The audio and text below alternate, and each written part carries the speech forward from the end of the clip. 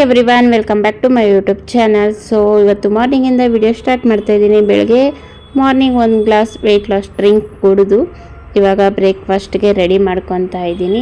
ಇವತ್ತು ಬ್ರೇಕ್ಫಾಸ್ಟ್ ಬಂದು ಗೋಬಿ ಮತ್ತು ಆಲೂಗಡ್ಡೆ ಹಾಕಿ ಪಲ್ಯ ಮತ್ತು ಚಪಾತಿ ಮಾಡ್ಕೊತಾ ಇದ್ದೀನಿ. ಸೊ ಇಲ್ಲಿ ಗೋಬಿನ ಸಣ್ಣದಾಗಿ ಕಟ್ ಮಾಡಿಕೊಂಡು ಬಿಸಿನೀರನ್ನ ಚೆನ್ನಾಗಿ ಕುದಿಸ್ಕೊಂಡು ಅದರೊಳಗಡೆ ಉಪ್ಪು ಮತ್ತು ಅರಿಶಿಣ ಹಾಕಿ ಬಿಸಿನೀರಲ್ಲಿ ಇಟ್ಟಿದ್ದೀನಿ. ಸೊ ಇಲ್ಲಿ ಆಲೂಗಡ್ಡೆ ಕಟ್ ಮಾಡ್ಕೊಂಡಿದ್ದೀನಿ, ಹಾಗೆ ಟೊಮೊಟೊ, ಈರುಳ್ಳಿ, ಒಂದು ಬಾಣಲಿಗೆ ಎಣ್ಣೆ, ಸಾಸಿವೆ, ಜೀರಿಗೆ, ಕರ್ಬೇವಿನ ಸೊಪ್ಪು ಮತ್ತು ಈರುಳ್ಳಿ ಹಾಕ್ಕೊಂಡು ಚೆನ್ನಾಗಿ ಫ್ರೈ ಮಾಡ್ಕೊತಾ ಇದ್ದೀನಿ. ಸೊ ಇವತ್ತು ಮಾರ್ನಿಂಗ್ ಬ್ರೇಕ್ಫಾಸ್ಟಿಗೆ ಸಿಂಪಲ್ಲಾಗಿ ಗೋಬಿ ಆಲೂಗಡ್ಡೆ ಹಾಕಿ ಪಲ್ಯ ಮಾಡ್ಕೊತಾ ಇದ್ದೀನಿ. ಟೇಸ್ಟು ತುಂಬ ಚೆನ್ನಾಗಿತ್ತು, ಖಂಡಿತ ನೀವು ಟ್ರೈ ಮಾಡಿ. ಸೊ ಇವಾಗ ಈರುಳ್ಳಿ ಎಲ್ಲ ಚೆನ್ನಾಗಿ ಫ್ರೈ ಆದಮೇಲೆ ಸಣ್ಣದಾಗಿ ಕಟ್ ಮಾಡ್ಕೊಂಡಿರೋ ಆಲೂಗಡ್ಡೆ ಹಾಕ್ಕೊಂಡೆ, ಜೊತೆಗೆ ಟೊಮೊಟೊ ಹಾಕ್ಕೊತಾ ಇದ್ದೀನಿ. ಹಾಗೆ ಇವಾಗ ರುಚಿಗೆ ತಕ್ಕಷ್ಟು ಉಪ್ಪು ಹಾಕ್ಕೊಂಡು ಚೆನ್ನಾಗಿ ಮಿಕ್ಸ್ ಮಾಡಿಕೊಂಡು ಇದನ್ನು 2 ನಿಮಿಷ ಚೆನ್ನಾಗಿ ಫ್ರೈ ಮಾಡ್ಕೊತೀನಿ. ಸೊ ಇದು ಚೆನ್ನಾಗಿ ಫ್ರೈ ಆದಮೇಲೆ ಇವಾಗ ನಾನು ಬಿಸಿನೀರಲ್ಲಿ ಗೋಬಿನ ನೆನೆಸಿಟ್ಕೊಂಡಿದ್ನಲ್ವ, ಬಿಸಿನೀರೆಲ್ಲ ಚೆಲ್ಬಿಟ್ಟು ಇವಾಗ ಗೋಬಿನ ಹಾಕ್ಕೊತಾ ಇದ್ದೀನಿ. ಸೊ ಗೋಬಿನ ಹಾಕ್ಕೊಂಡು ಇನ್ನೊಂದು ಸತಿ ಚೆನ್ನಾಗಿ ಮಿಕ್ಸ್ ಕೊಟ್ಟು ಎಲ್ಲನೂ ಚೆನ್ನಾಗಿ ಫ್ರೈ ಮಾಡ್ಕೊತೀನಿ.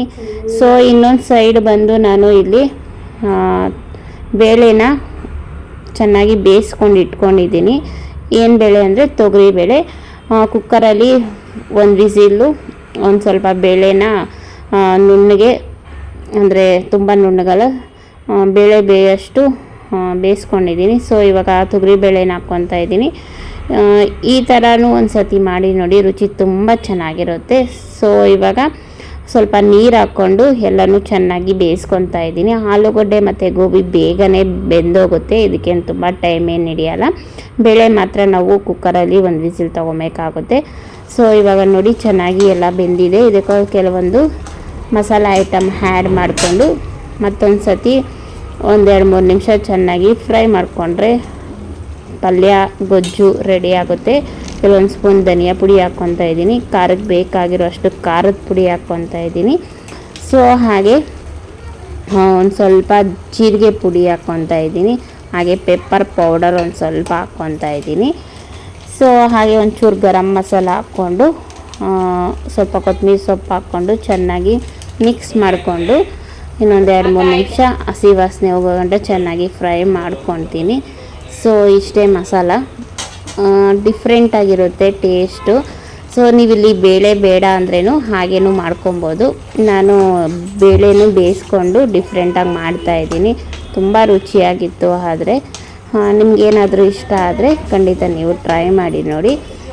ಸೊ ಆಪ್ಷನಲ್ಲೂ ಹೇಳಿದ್ದೀನಿ, ಬೇಳೆ ಇಲ್ದಿರನೂ ಮಾಡ್ಕೊಬೋದು, ಬೇಳೆ ಹಾಕಿನೂ ಮಾಡ್ಕೊಬೋದು. ಅನ್ನೋದಕ್ಕೆ ಮತ್ತು ಚಪಾತಿ ರೊಟ್ಟಿಗೆಲ್ಲ ತುಂಬ ಚೆನ್ನಾಗಿರುತ್ತೆ. ಸೊ ಇವಾಗ ಒಂದು ಸ್ವಲ್ಪ ಶುಂಠಿ ಬೆಳ್ಳುಳ್ಳಿ ಪೇಸ್ಟ್ ಹಾಕ್ಕೊತಾ ಇದ್ದೀನಿ.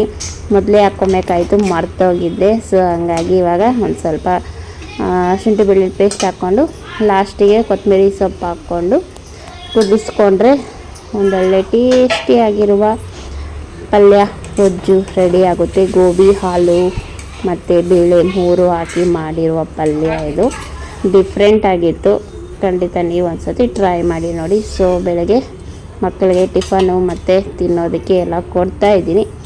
ಸೊ ಮಕ್ಕಳೆಲ್ಲ ಹೋದ್ಮೇಲೆ ಮಧ್ಯಾಹ್ನ ನನಗೇನು ಕೆಲಸ ಇರಲಿಲ್ಲ, ಮತ್ತು ಸಂಜೆ ವಿಡಿಯೋ ಮಾಡ್ತಾಯಿದ್ದೀನಿ. ಸಂಜೆ ಬಂದು ಇವತ್ತು ಗಡ್ಡೆಕೋಸು ತಂದು ಬಸ್ಸಾರು ಮಾಡ್ತಾಯಿದ್ದೀನಿ. ತುಂಬ ದಿನಗಳೇ ಆಯಿತು ಬಸ್ಸಾರು ಮಾಡೇ ಇರಲಿಲ್ಲ. ಸೊ ಹಾಗಾಗಿ ಸೊಪ್ಪು ತಂದು ಮಾಡೋಣ ಅಂದ್ಕೊಂಡೆ. ಯಜಮಾನ್ರು ಗೋಬಿ ತಂದು ಮಾಡು ಅಂತ ಹೇಳಿದ್ರು, ಅಂದೆ ಗಡ್ಡೆಕೋಸು ತಂದು. ಸೊ ಗಡ್ಡೆಕೋಸು ಫ್ರೆಶ್ ಆಗಿತ್ತು, ಅಂಗಡಿಯಲ್ಲಿ ತಂದಿದ್ದೀನಿ. ಆದರೆ ಅರ್ಧ ಮಾತ್ರ ಮಾಡ್ತಾಯಿದ್ದೀನಿ. ನಮ್ಮ ಮನೇಲಿ ನೈಟು ಬೆಳಗ್ಗೆ ಮಧ್ಯಾಹ್ನ ಆ ಥರ ಊಟ ಮಾಡೋದು, ಮಿಕ್ಕಿದ್ರೆ ತಿನ್ನಲ್ಲ. ಸೊ ಹಂಗಾಗಿ ಅರ್ಧ ಗಡ್ಡೆಕೋಸನ್ನ ತೊಗರಿಬೇಳೆ ಹಾಕ್ಕೊಂಡು 1 ವಿಸಿಲ್ ತೊಗೊಂಡಿದ್ದೀನಿ.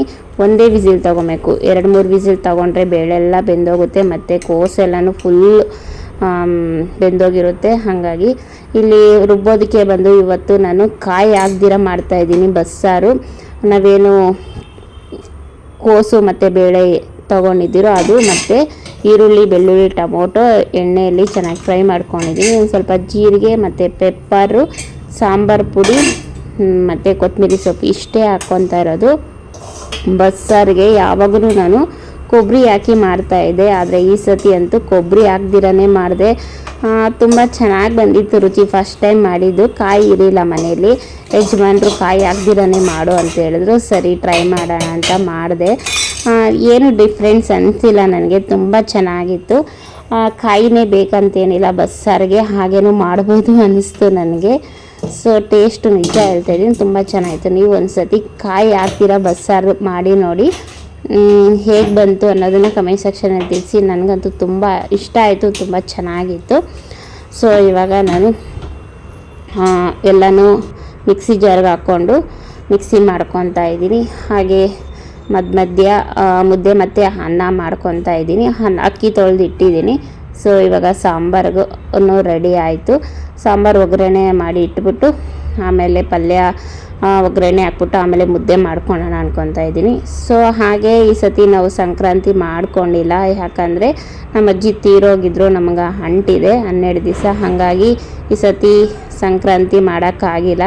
ಸಂಕ್ರಾಂತಿ ಹಬ್ಬ ಅಂದರೆ ನಂಗೆ ತುಂಬ ಇಷ್ಟ. ಅಂದರೆ ಬೆಂಗಳೂರಲ್ಲಿ ಮಾಡೋದು ನನಗಿಷ್ಟ ಇಲ್ಲ. ನನ್ನ ಹುಟ್ಟಿದ ಮನೇಲಿದ್ನಲ್ವ, ನಾನು ಚಿಕ್ಕ ಹುಡುಗಿದ್ದಾಗ ಅಲ್ಲಿ ತುಂಬಾ ಇಷ್ಟ ಆಗ್ತಾಯಿತ್ತು. ಯಾಕಂದರೆ ನಮ್ಮ ಮನೇಲಿ ಆವಾಗ ಹಸುಗಳೆಲ್ಲ ಇರ್ತಾಯಿತ್ತು. ಸೊ ಹಸುಗಳೇ ಹಬ್ಬ ಅಲ್ವಾ ಅದು. ಹಸುಗಳಿಗೆಲ್ಲ ಚೆನ್ನಾಗಿ ಸ್ನಾನ ಮಾಡಿಸಿ ಅದಕ್ಕೆಲ್ಲ ಕಲರ್ ಹಾಕಿ ಹೂವು ಕಟ್ಟಿ ಮತ್ತು ಬಲೂನ್ಸ್ ಎಲ್ಲ ಕಟ್ಟಿ ತುಂಬ ಚೆನ್ನಾಗಿ ಸಿಂಗಾರ ಮಾಡ್ತಾಯಿದ್ವಿ ಹಸುಗಳಿಗೆಲ್ಲ. ಮತ್ತು ಮನೆ ಮುಂದೆ ರಂಗೋಲಿ ಮತ್ತು ನಾವು ಮೆಹಂದಿ, ಅದ್ರ ಜೊತೆಗೆ ಕಡಲೆಕಾಯಿ ಮತ್ತು ಕಬ್ಬು, ಅವರೆಕಾಯಿ ಮತ್ತು ಸಿಹಿ ಪೊಂಗಲ್, ಖಾರ ಪೊಂಗಲ್, ಹಿತ್ತಿನಬೇಳೆ ಸಾರು ಮತ್ತು ಬೆಲ್ಲದ ಹಿತ್ತಿನ ಪಪ್ಪು ಸ್ವೀಟು ಇಷ್ಟೆಲ್ಲ ಮಾಡ್ತಾಯಿದ್ರಿ. ಸಂಕ್ರಾಂತಿ ಅಂದ್ರೇ ಸೂಪರಾಗಿರ್ತಾಯಿತ್ತು. ಹೊಸ ವರ್ಷದ ಮೊದಲನೇ ಹಬ್ಬ, ಅದೆಲ್ಲ ನೆನಪಾಗುತ್ತೆ ನನಗೆ. ಸಂಕ್ರಾಂತಿ ಹಬ್ಬ ಬಂದಾಗೆಲ್ಲನೂ ನಾನು ಚಿಕ್ಕ ವಯಸ್ಸಲ್ಲಿ ನಮ್ಮ ಮನೇಲಿ ನಾವು ಹೇಗೆ ಆಚರಣೆ ಮಾಡ್ತಾಯಿದ್ರಿ ಅದೆಲ್ಲ ನೆನಪಾಗುತ್ತೆ. ಈ ಸಿಟಿಯಲ್ಲಂತೂ ಹಬ್ಬ ಯಾವಾಗ ಬರುತ್ತೆ ಯಾವಾಗ ಹೋಗುತ್ತೆ ಅನ್ನೋದೇ ಗೊತ್ತಲ್ಲ. ಯಾಕಂದರೆ ನಾರ್ಮಲ್ ಡೇಸ್ ಹೇಗಿರುತ್ತೋ ಹಾಗೇ ಇರುತ್ತೆ. ದಿನನಿತ್ಯ ಎದ್ದೇಳ್ತೀರಿ, ಬಾಗಿಲು ತೊಳಿತೀರಿ, ಪೂಜೆ ಮಾಡ್ತೀರಿ, ಅಡುಗೆ ಮಾಡ್ತೀರಿ, ತಿಂತೀರಿ ಅಷ್ಟೇ. ಬೇರೆ ಆ್ಯಕ್ಟಿವಿಟಿ ಏನೂ ಇರಲ್ಲ ಈ ಬೆಂಗಳೂರಲ್ಲಿ, ಮತ್ತು ನೋಡೋಕ್ಕೂ ಏನೂ ಸಿಗಲ್ಲ.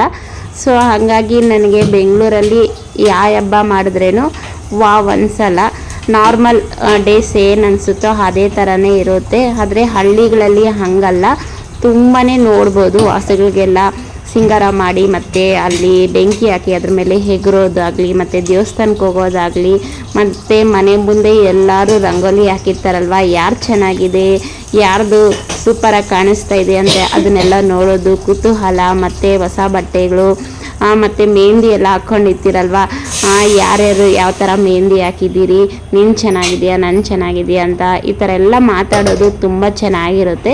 ಮತ್ತು ಅಡುಗೆಗಳು ಅಷ್ಟೇ, ಎಷ್ಟೊಂದು ಅಡುಗೆಗಳು ಮಾಡ್ತೀವಿ.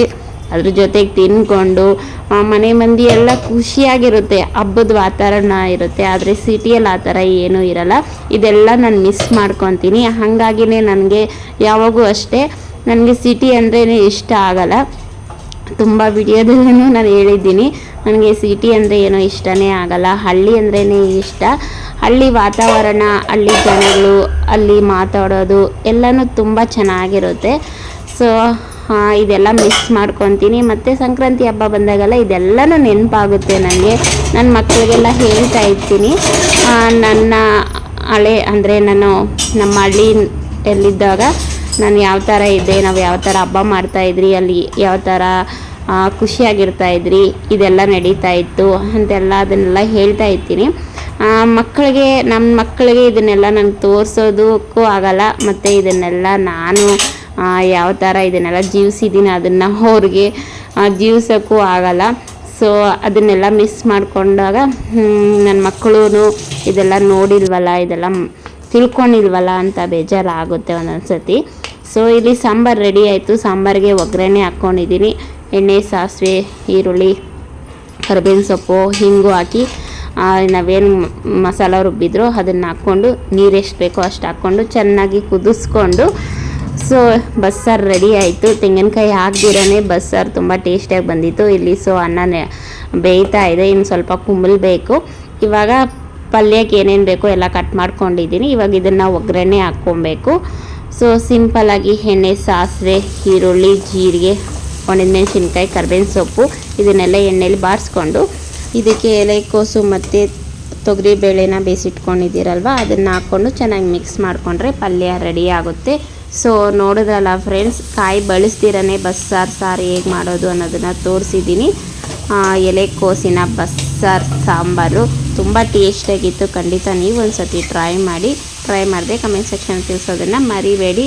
ಸೊ ಐ ಹೋಪ್ ಇವತ್ತಿನ ವಿಡಿಯೋ ಇಷ್ಟ ಆಗಿರ್ಬೋದು ಅಂದ್ಕೊತೀನಿ. ಇಷ್ಟ ಆದರೆ ಒಂದು ಲೈಕ್ ಕೊಡೋದನ್ನು ಮರಿಬೇಡಿ. ಮತ್ತೊಂದು ವಿಡಿಯೋ ಜೊತೆ ಮತ್ತೆ ಸಿಗ್ತೀನಿ. ಅಲ್ಲಿವರೆಗೂ ಎಲ್ಲರಿಗೂ ಬಾಯ್. ಇನ್ನು ಯಾರೆಲ್ಲ ಸಬ್ಸ್ಕ್ರೈಬರ್ ಮಾಡ್ಕೊಂಡಿರಾ, ವಿಡಿಯೋ ನೋಡ್ತಾ ಇದ್ದೀರಾ, ಪ್ಲೀಸ್ ಸಬ್ಸ್ಕ್ರೈಬರ್ ಮಾಡ್ಕೊಂಡು ವಿಡಿಯೋ ನೋಡಿ ಸಪೋರ್ಟ್ ಮಾಡಿ. ವಿಡಿಯೋ ಬಗ್ಗೆ ನಿಮ್ಗೆ ಏನು ಅನಿಸ್ತು, ನಿಮ್ಮ ಅಭಿಪ್ರಾಯ ಅನಿಸಿಕೆ ಕಮೆಂಟ್ ಸೆಕ್ಷನಲ್ಲಿ ತಿಳಿಸಿ. Thank you for watching. Bye.